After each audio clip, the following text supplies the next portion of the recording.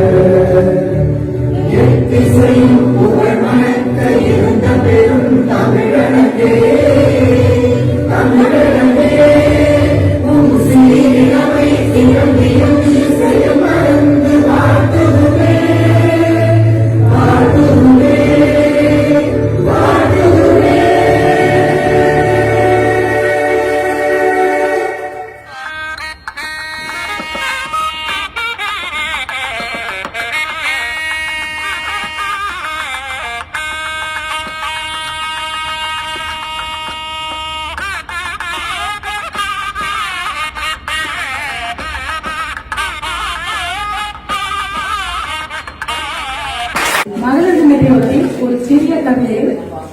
பெண்ணை நீ கலங்குவதற்காக பிறக்கவில்லை, கதிர்கள் போல் ஒளி வீசுவதற்காக பிறந்துள்ளாய். மற்றவர்கள் நிலையில் நீ வாழவில்லை, உன் நிலையில் மற்றவர்கள் வாழ பிறந்துள்ளாய். ஓர் ஆணுக்கு பின்னால் பெண் என்பதற்காகவோ நீ பிறந்துள்ளாய். இல்லை இல்லை, ஓர் ஆணுக்கு நிகரானவள் தான் பெண் என்பதற்காக பிறந்துள்ளாய் என நினைவில் கொள். இனிய மகளிர் தின வாழ்த்துக்கள். BM மருத்துவமனையும் தலைமை நிர்வாகியை பற்றிய ஒரு ஸ்மால் பவர் பாயிண்ட் பிரசன்டேஷன் எல்லாரும் பார்த்து என்ஜாய் பண்ணுங்க.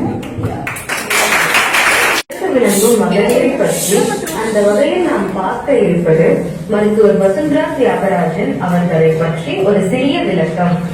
இவர் 1969ஆம் ஆண்டு கீழ்ப்பாக்கம் மருத்துவக் கல்லூரியில் மருத்துவ படிப்பை தொடங்கினார்.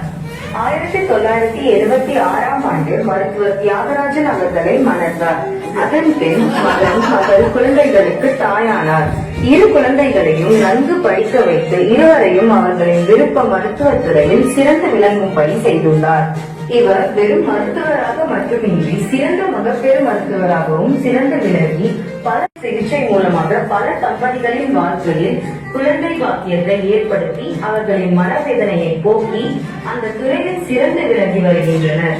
இவர் இந்த உலகத்தில் பிறந்து சிறந்த மகளாகவும் மனைவியாகவும் தாயாகவும் மகப்பேறு மருத்துவராகவும் மற்றும் சிறந்த நிர்வாக ஆளுமை திறமையும் பெற்று சிறந்த விளங்கும் எங்களின் மருத்துவர் நாங்கள் எல்லாம் அழைக்கும் டாக்டர் VT மேம் மருத்துவர் வசுந்தரா தியாகராஜன் அவர்களுக்கு BM மருத்துவமனையின் ஊழியர்கள் சார்பாக இந்த மகளிர் தினத்தில் அவரை வாழ்த்த வயதில்லை வழங்குகிறோம்.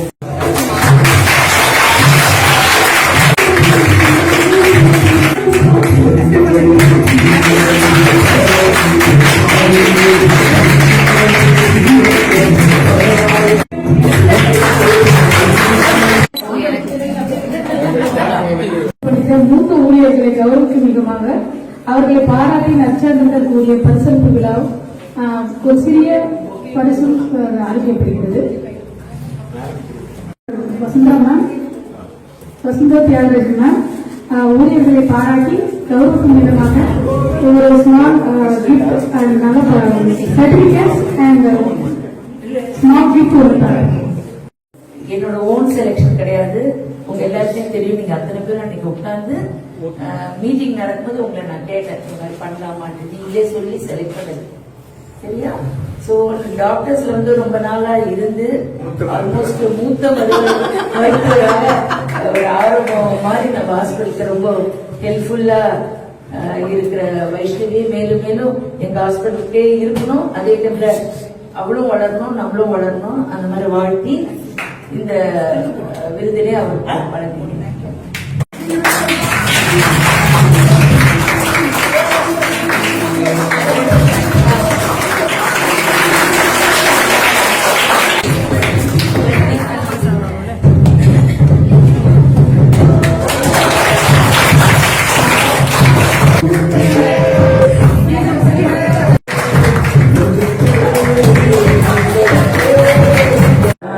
சொல்லணும்னா நிறைய சொல்லலாம்.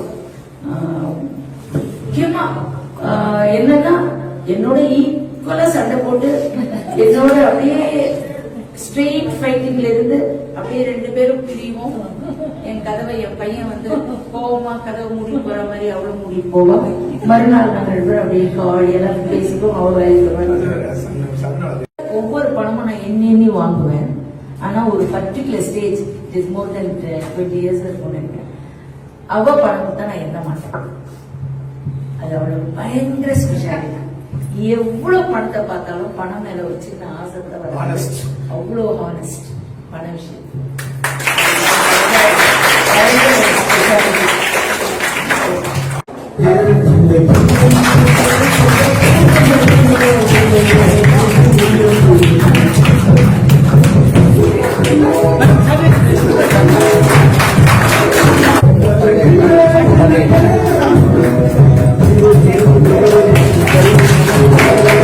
ஹாஸ்பிட்டல் வந்து எனக்கு தாய் வீடு தான். எப்போதுமே நான் சொல்லுவேன், எனக்கு எங்க தாய் வீடு தான்.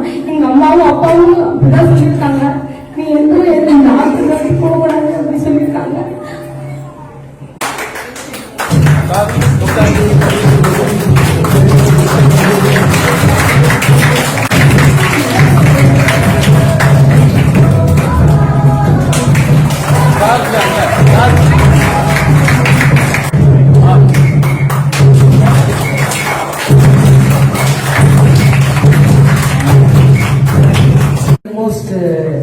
ஸ்டாஃப் நர்ஸ் ஒரு லீடிங் அத்தாரிட்டியில எந்த ஒரு கொடுத்தாலும் ரொம்ப பிரமாதமா செய்வான்.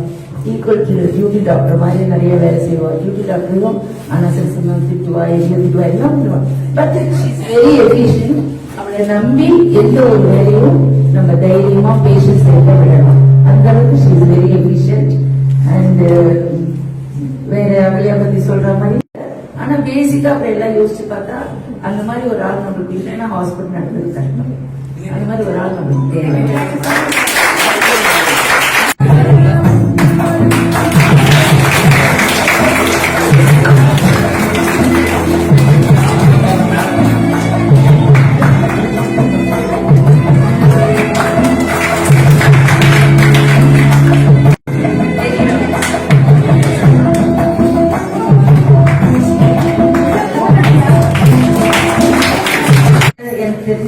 ஃப்ரம் த பிகினிங் இருக்கா நிறைய பிளஸ் மைனஸ் பாயிண்ட் இருந்தாலும், எவ்வளவு அவளை நடத்தினாலும், எவ்வளவு வேலையில வந்து மிஸ்டேக் நடந்தாலும் அவளுக்குன்னு எனக்கு ஒரு தனி சாஃப்ட் கார்டு இருக்கு.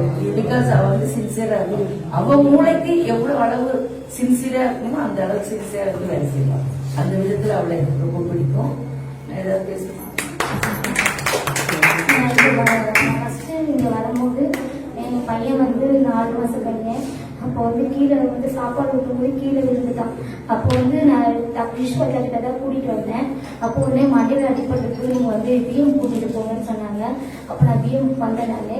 அப்போ சார் ரொம்ப ஒரு பெரிய கேஸ் இருந்தாரு. உடனே சார் வந்து கீழே இறங்கி வந்துட்டு அந்த வேலையை விட்டு வந்து என் குழந்தைய வந்து பார்த்துட்டு அவன்கிட்ட பார்த்துட்டு எல்லா டீட்டெயிலும் அவன் கேட்டு அவன் நார்மலாக ஆகிட்டா நல்லா சொன்னார். அப்போ தான் எனக்கு சார் கேட்டார், எங்கே ஒர்க் பண்ணுறீங்க என்ன கேட்டார். நான் இங்கே வந்து ஒர்க் பண்ண சொன்னேன். பக்கத்துலேயே பாருமா அவர் சொன்னார், நீ வந்து ரெசியூம் கொடுத்து பாருங்கன்னாரு.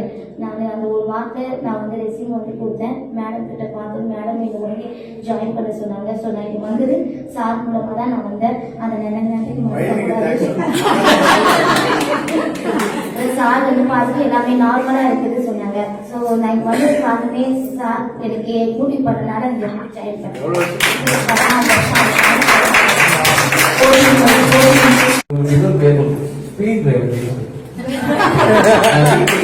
பண்ணி ஒரு மெடிசன் சொன்னேன்னு சொன்னேன். எக்ஸாக்ட்லி 1 minute இல்லைன்னா அப்படிங்கிற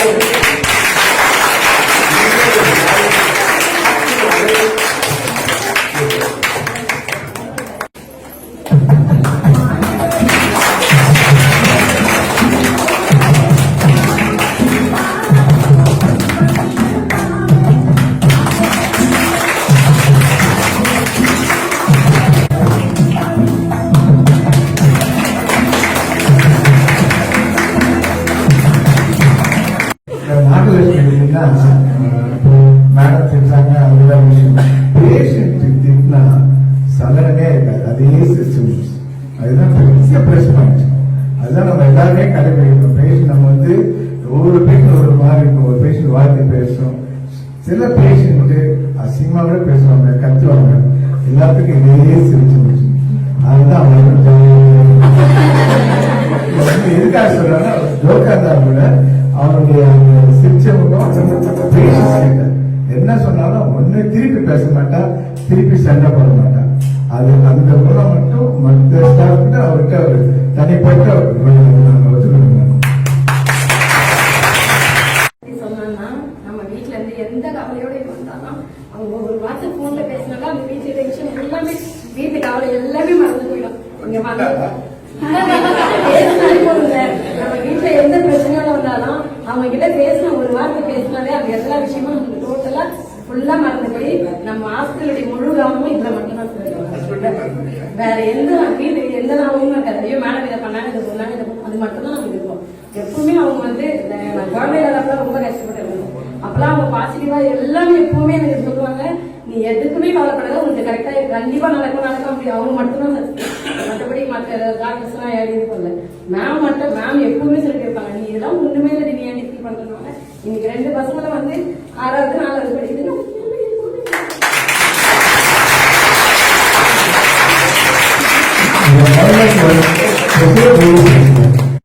அப்ப ரொம்ப டிப்ரெஷன்ல வரும்போது ஒரே மோட்டிவேஷன் தான் பண்ணி பண்ணி பண்ணி அதுக்கப்புறம் 2 குழந்தை பிறந்தது.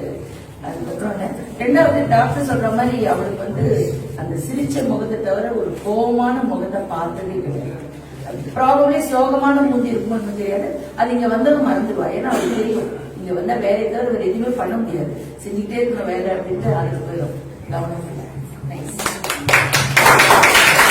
ஹாய் மக்களே, இந்த நிகழ்ச்சி உங்களுக்கு பிடிச்சிருந்தா லைக் பண்ணுங்க, ஷேர் பண்ணுங்க, கமெண்ட் பண்ணுங்க, மறக்காம சப்ஸ்கிரைப் பண்ணுங்க. நன்றி.